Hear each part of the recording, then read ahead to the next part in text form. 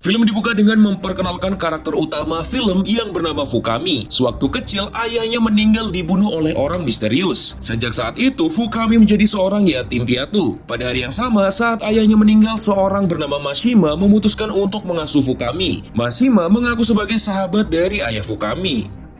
Ketika beranjak dewasa, Fukami bekerja sebagai seorang petugas kebersihan di sekolah. Namun, dia tidak begitu dihargai oleh para murid. Di sisi lain, ada siswi bernama Yui yang pemurung dan pendiam. Dia adalah putri sematawayang dari Mashima, dan Fukami ditugaskan untuk melindunginya. Meskipun Yui tidak sadar kalau ada orang yang diutus hanya untuk melindunginya.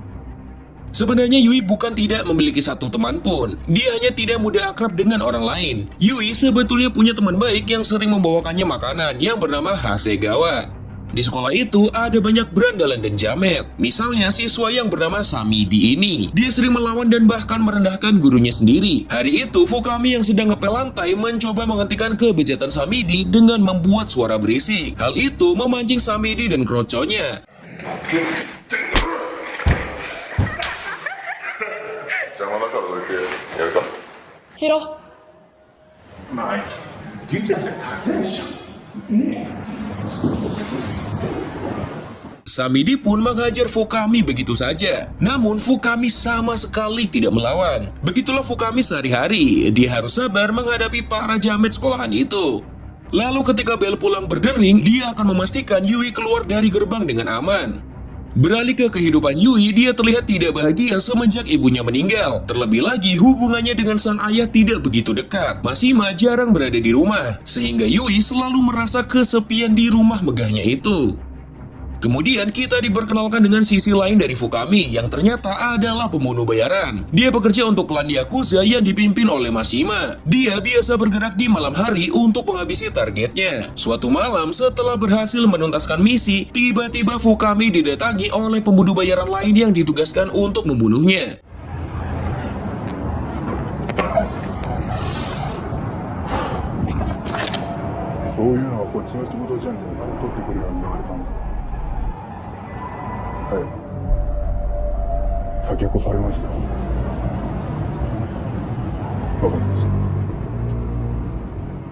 Namun setelah mengkonfirmasi kepada bosnya, pembunuh itu mengurungkan niatnya, kemudian pergi begitu saja.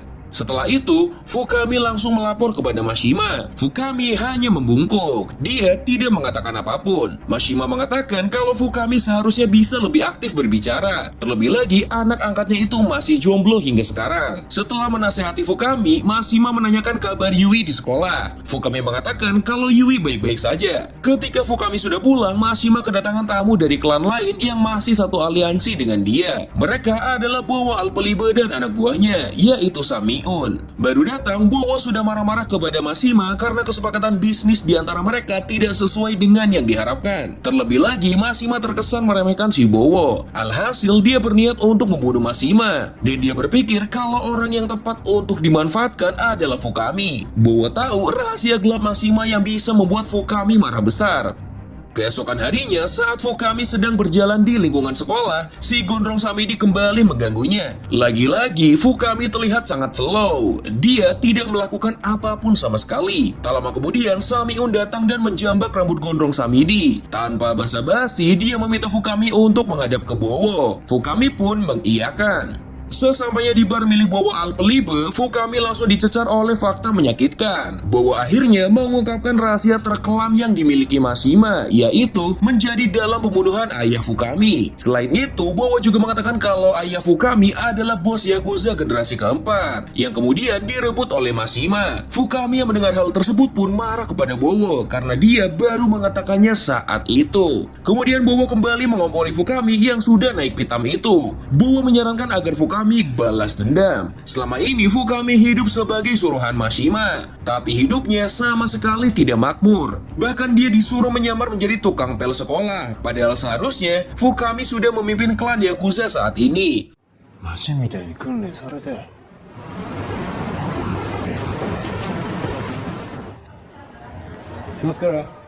Setelah mendengar semua itu, Fukami langsung pulang untuk merenungkan dan mencerna informasi yang membagongkan itu. Di sisi lain, Bowo juga punya niat untuk mengadu domba Fukami dengan Honda. Dia adalah anak yang lahir dari wanita simpanannya Mashima dan sampai saat ini tidak dianggap anak oleh Mashima. Di perjalanan pulang, Fukami mengenang masa-masa ketika ayahnya masih hidup. Saat itu, Fukami sedang diajarin naik sepeda oleh ayahnya, tapi tiba-tiba ayahnya ditembak dan mati di tempat. Kaget. Setelah itu, Fukami langsung kembali ke markas untuk menyelesaikan masalah pribadinya. Tetapi, dia harus berhadapan dengan para pengawal terlebih dahulu. Dalam sekejap, Fukami mampu melumpuhkan para pengawal yang berjaga di depan pintu ruangan Mashima. Fukami pun berhasil menerobos masuk ke dalam. Di sana Mashima sedang tertidur di kursinya, tetapi juga menyediakan pistol untuk bersiap jikalau ada musuh menyelinap diam-diam. Tanpa banyak cincong, Fukami langsung bertanya apakah Mashima benar-benar membunuh ayahnya. Mashima tidak punya pilihan selain mengakuinya. Bagaimanapun, Fukami kini sudah seperti anaknya sendiri. Mashima bahkan menyerahkan pistolnya kepada Fukami agar anak angkatnya itu bisa membunuhnya. Fukami dipersilakan untuk membunuhnya, asalkan dia tetap mau menjaga Yui. Karena menjadi anak Yakuza pasti akan selalu dalam bahaya. Namun Fukami tak kuasa menarik pelatuk dan menembak ayah angkatnya itu. Mashima pun memaksanya untuk berani. Dan tiba-tiba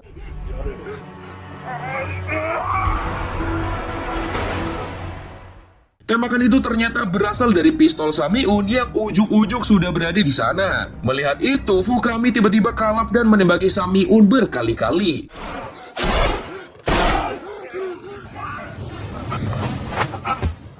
Setelah itu, Fukami langsung menghampiri Mashima yang sudah sekarat. Di akhir hayatnya, Mashima menyebutkan nama Yui berkali-kali. Fukami pun menangis. Karena tak sanggup melihat Mashima kesakitan, Fukami pun menembak jantung Mashima agar ayah angkatnya itu tidak lagi merasakan sakit. Di sisi lain, Bowo Pelipper menculik salah satu aliansi Mashima untuk bergabung dengannya. Dia adalah Suzuki. Namun Bowo masih butuh dukungan lagi untuk memperkuat peralihan kekuasaan. Dia butuh dukungan dari Honda, anak laki-laki Mashima. Cecunguk Bowo pun langsung menculik Honda. Namun meskipun terlihat pelongo-pelongo, sebenarnya Honda adalah orang yang sangat kejam.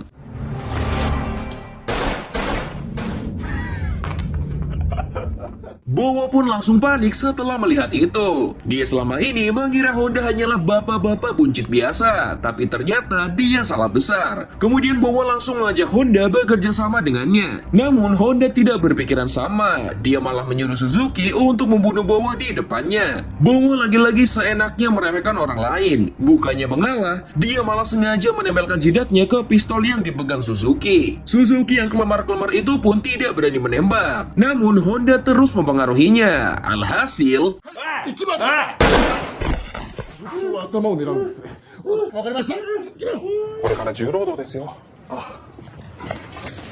keesokan harinya, Honda bersama Suzuki dan seorang pembunuh bayaran bernama Paijo mengamati sekolah Yui dari kejauhan. Honda berniat untuk menculik Yui agar bisa memancing Fukami keluar dari sarangnya. Hal itu dia lakukan untuk mendapatkan informasi dari Yui dan Fukami mengenai kunci berangkas Mashima. Di berangkas itu tersimpan dokumen penting yang harus dia ambil sebelum menguasai klan. Di titik ini, Honda tidak lagi peduli soal keluarga. Meskipun Yui adalah adiknya, dia akan tetap menculik dan membunuhnya. Lagi pula, selama ini dia tidak pernah dianggap anak oleh Mashima.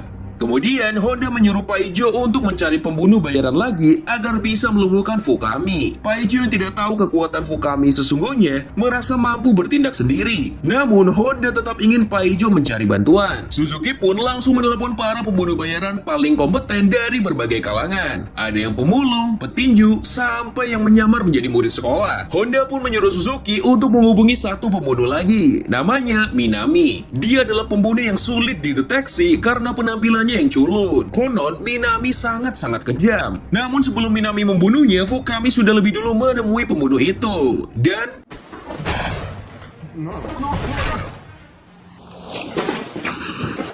setelah itu, Fukami langsung melucuti senjata Minami karena dia sudah menduga kalau hari itu akan ada pertumpahan darah di sekolah. Sementara itu, para asasin suruhan Honda pun langsung mendatangi sekolah hari itu juga. Kebetulan sekolah sedang sepi, hanya siswa tertentu saja yang datang ke sekolah. Pembunuh bayaran yang pertama kali menemukan Yui adalah Upin Ipin. Mereka juga berhasil melumpuhkan Hasegawa dengan satu pukulan.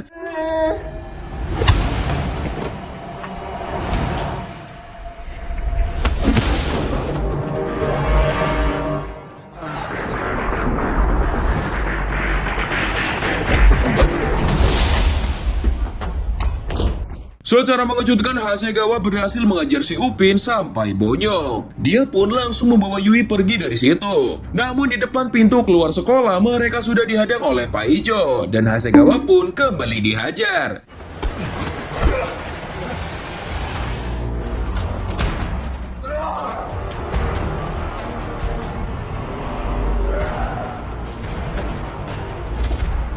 Setelah Hasegawa tumbang, Paijo pun langsung membawa Yui. Namun Upin dan Ipin tidak terima dengan hal itu. Mereka mengklaim kalau Yui adalah bagian dari mereka, karena mereka lah yang menemukannya terlebih dahulu. Paijo tampak tidak menghiraukan dua bocah itu, tetapi dua cecunguk itu malah mencari gara-gara. Paijo hanya butuh waktu beberapa detik untuk mengajar mereka. Di sisi lain, Hasegawa menyuruh Yui untuk melarikan diri. Namun, Yui tidak tega meninggalkan Hasegawa sendirian. Paijo yang melihat hal itu pun langsung membunuh Hasegawa.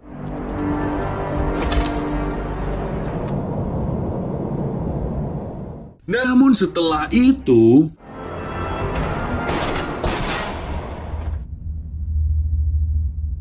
dan orang yang menembak Paijo adalah Fukami. Fukami langsung membawa Yui pergi dari situ. Tetapi dia malah diteror si Mbah Sniper. Mbah Sniper merupakan salah satu pembunuh yang disewa Honda. Fukami terkena tembakan di lengannya, tetapi dia berhasil bersembunyi. Di sisi lain, Honda dan Suzuki mengawasi kinerja para asasin itu dari jauh. Sementara itu, Paijo ternyata belum tewas. Dia terbangun dari pingsannya sambil memegangi dadanya yang tertembak. Tetapi beruntung, dia menggunakan baju anti peluru. Kini sekolah itu benar-benar menjadi medan tempur bagi para pembunuh. Mereka saling berebut mendapatkan Yui. Di tengah-tengah itu, Yui masih bingung kenapa ada banyak orang yang ingin menculiknya. Fukami ingin menjelaskannya dengan benar, tetapi serangan lagi-lagi datang, dan kali ini dari duo serigala.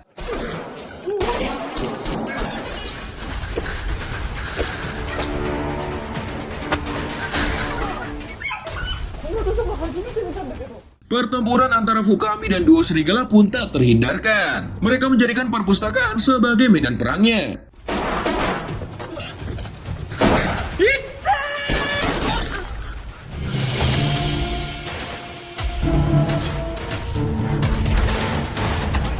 Setelah jual beli tembakan dengan sengit, Fukami menggunakan akalnya untuk melumpuhkan salah satu dari duo serigala itu.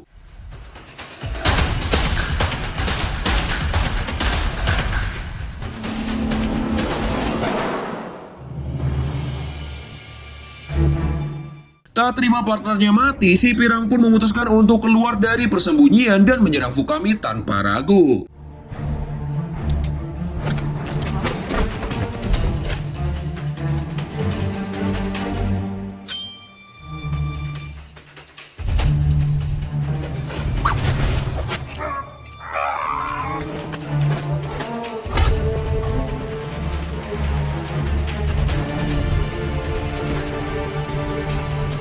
Meskipun kewalahan, Fukami berhasil membunuh gadis itu.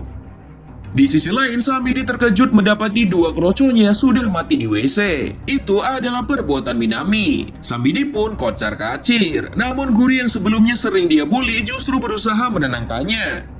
Setelah itu, pembunuh lain datang ke sekolah itu. Kali ini, Komeng dan Adul. Dua om-om kakar ini sudah berkeliling sekolah tapi belum kunjung menemukan Yui. Mereka malah asyik memainkan piano di gedung teater. Ketika mereka sedang asyik memencet-mencet tuts piano, Samidi dan gurunya merangkak keluar dari persembunyian. Namun mereka ketahuan. Akhirnya mereka berempat kejar-kejaran.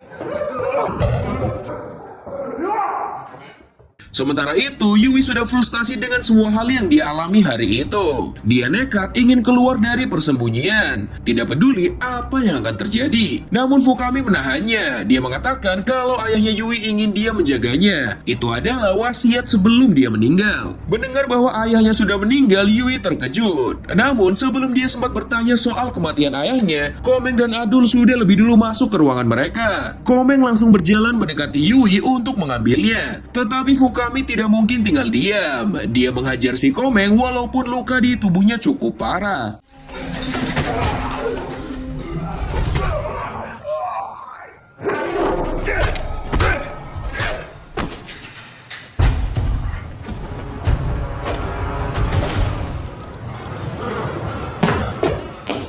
Setelah berhasil membunuh 2 orang suruhan Honda itu, Fukami mulai terhuyung. Yui pun berusaha membantunya berjalan. Namun ketika sudah berada di luar ruangan, Fukami kembali harus berhadapan dengan Paijo yang belum mati itu.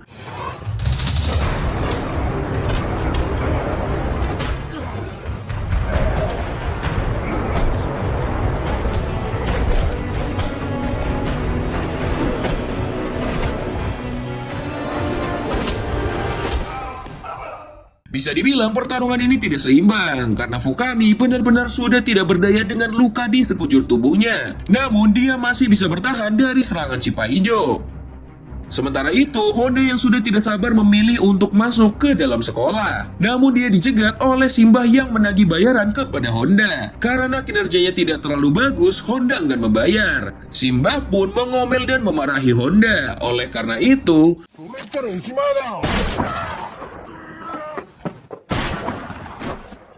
Honda pun membunuh Simbah sekaligus Suzuki yang banyak bacot. Selain itu, Honda juga membunuh para sanksi pembunuhan seperti Samidi dan gurunya. Tidak cukup dengan itu, Honda juga membunuh Paijo yang masih belum bisa membunuh Fukami.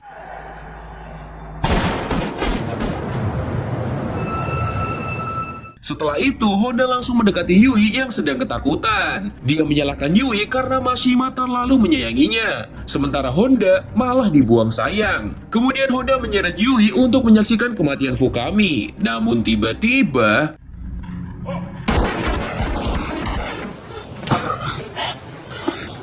Honda pun modar di tempat. Sementara itu, Fukami mengalami luka yang sangat parah. Yui tidak tega untuk melihatnya dan langsung membantunya untuk berdiri. Namun saat mereka hendak keluar, Fukami malah mengaku kalau dialah yang membunuh Mashima. Fukami memberikan pistolnya kepada Yui. Dia ingin Yui mengakhiri lingkaran setan itu. Namun Yui tidak mau. Dia bukanlah seorang pembunuh. Lagi pula, Fukami sudah melindunginya sampai sejauh ini. Yui mengajak Fukami untuk hidup bersamanya, tetapi Fukami menolak. Dia ingin mereka berdua hidup masing-masing dengan perannya masing-masing. Yui sebagai anak sekolah dan Fukami sebagai tukang pel yang ternyata asasin yang harusnya menjadi penerus klan Yakuza ayahnya.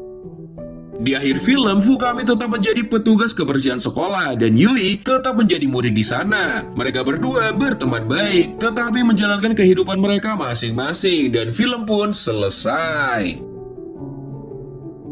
Thank you for watching.